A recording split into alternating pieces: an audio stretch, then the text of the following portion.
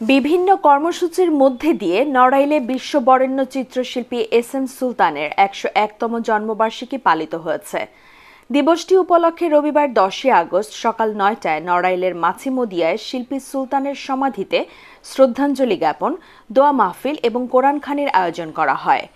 জেলা প্রশাসন S M. Sultan foundation, Narail press club, S M. Sultan চারু ও কারুকলা ফাউন্ডেশন, জেলা শিল্পকলা academy, S M. Sultan art college, Murchona সঙ্গীত একাডেমি সহ বিভিন্ন সংগঠনের পক্ষ থেকে শিল্পীর সমাধিতে শ্রদ্ধাঞ্জলি নিবেদন করা হয়।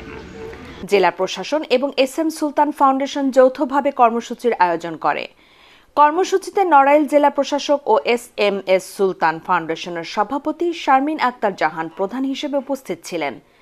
এ সময় অতিরিক্ত জেলা প্রশাসক সার্বিক লিঙ্কন বিশ্বাস, স্থানীয় সরকার বিভাগের উপপরিচালক জুলিয়া সুকাইনা, অতিরিক্ত জেলা ম্যাজিস্ট্রেট মোহাম্মদ আরাফাত হোসেন, এস.এম. সুলতান ফাউন্ডেশনের সদস্য সচিব ও জেলা বিএনপির সাবেক সভাপতি অ্যাডভোকেট ইকবাল হোসেন শিকদার, নড়াইল প্রেস ক্লাবের সাধারণ সম্পাদক মাহবুবুর রশিদ লাবলু, সিনিয়র সহ সভাপতি আজিজুল ইসলাম, সাবেক সভাপতি অ্যাডভোকেট সিদ্দিকী, এস.এম. সুলতান চারু কারুকলা ফাউন্ডেশন সভাপতি শেখ হানিফ সহ বিশিষ্ট ব্যক্তিবর্গ এ সময় উপস্থিত ছিলেন।